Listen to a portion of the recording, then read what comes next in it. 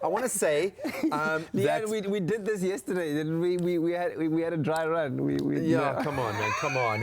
No, we just had to catch you out at least once in our brand new studio. So I was going to start this by saying after an exciting weekend of sport, but I'm going to rather say after a soul-destroying weekend of sport, it's come to an end, and we're going to take a look at what went down in the world of rugby. Of course, Super Rugby yielded very little reward for the South African franchises, but we did see some fantastic rugby. The future of the Springboks, though, is looking pretty good. They didn't win the World's Under-20 champs, but they did get a third place, a bronze medal, and they performed brilliantly against Argentina. And of course, finally, we look ahead to the Africa Cup of Nations clash between Bafana and the Ivory Coast. Come on.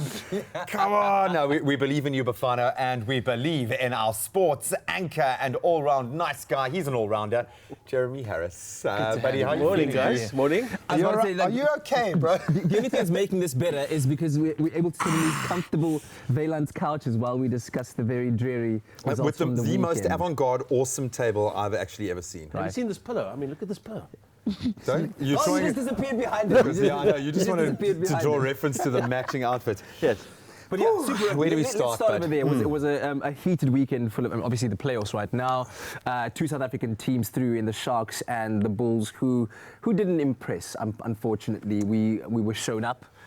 This weekend, what do you make of the big games? I particularly like the Bulls game. The Bulls were in, I thought, with a good chance at one point. They had a really positive approach to the game, literally from the outset.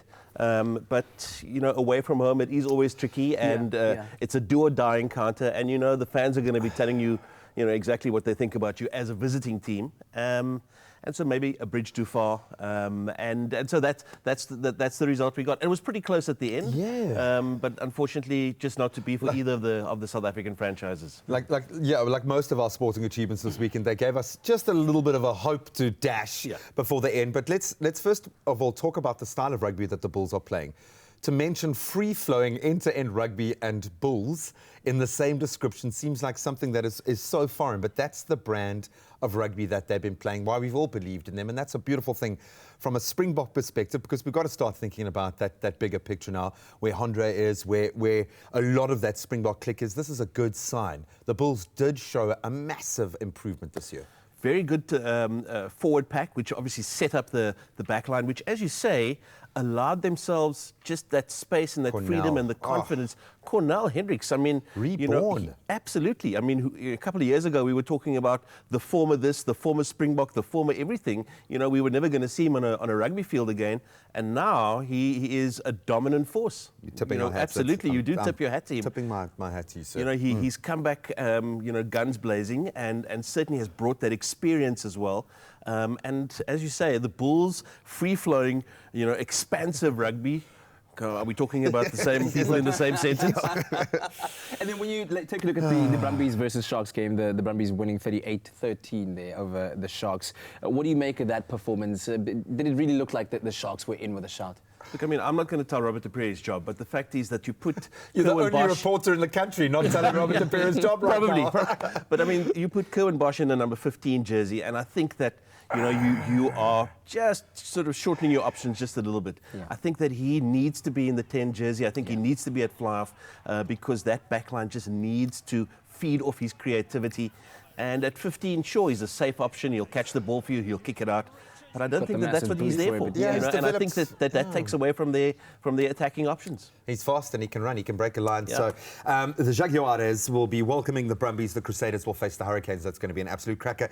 Let's move swiftly on to the junior box, who, again, after showing so much promise in the knockouts, they looked unbeatable, losing to probably the best junior team. That French outfit are just superb. Yeah. And a lot of players who have played in the previous championship as well. But a bronze medal, we don't turn our nose up at that. Well, I mean, look, we always talk about consistency in sport, never mind just rugby, but we talk about consistency, and that's what the French team have been able to do. They've been able to keep a lot of the same personnel from the previous campaign into this one. And, I mean, that was the one slip up the box, or the junior box had, was against France. Yeah. Otherwise, they looked rock solid, even in this bronze medal game, where they walked all over Argentina. Shame, you know, 41-16. In front of a home crowd, So that was never going to be an easy task, but they did it, and they looked very impressive, you know, in doing that. Yeah. I mean, losing out to the eventual champions, you know, hey. So Do it again. Do it, absolutely. Tipping our hats again to Of the junior course, box. now we've been waiting for this day for quite a while. I think with Banyana, of course, not performing particularly too well at the FIFA Women's World Cup, but still, props to them qualifying chalk for it the up as first a World learning Cup. exercise, Exactly, yeah. learning exercise. But now, African Cup of Nations time, we are battling it out against some big guns in Ivory Coast today. What do you make of our chances, and how do you see the tournament playing out for Bafana? Look, I mean, whoever did the draw was not thinking South Africa, wasn't putting out their pro-South Africa sort of thoughts. So it's a tough assignment. I mean, they're not calling it the group of death for nothing. Yeah. Ivory Coast is not going to be easy, but I like the preparation that Stuart Baxter has put into the team for this tournament. I think that the team are well settled, and what I like about the way that they're talking is that they are definitely hungry. There's hunger, there's passion, there's desire there. Humility. There seems to be a kind of an air of like, they know that they've got an uphill battle ahead of them. Is this the Ivory Coast of old? Should we be as scared of this Ivory Coast as, say, the team of maybe 5 years ago? Look, I mean, it's probably the answer to the short answer is probably no. It's not the same team as before. But I think in AFCON or in any sort of international tournament, you've got to play it as it lies. This is going to be a team that's going to ask questions. And I think that South Africa are going to have to go into it knowing that this is theirs to win. They can't go in there wanting to go, well, we've got to try to limit our losses here. We've got to try to, make sure that we close down this, that, and the. But I mean, the fact is they've got to go in there going, we've got the firepower, we've got the personnel. Most of the guys on the park have had a great season, locally and internationally. Surely the confidence is high, and they've got to go in with that positive attitude. Hashtag Percy Dow. Hashtag marksman. Are you ready to talk about cricket? Can we do that in a few minutes? Yes. If I could just lie down for a little bit. Okay, no, we'll give you a moment.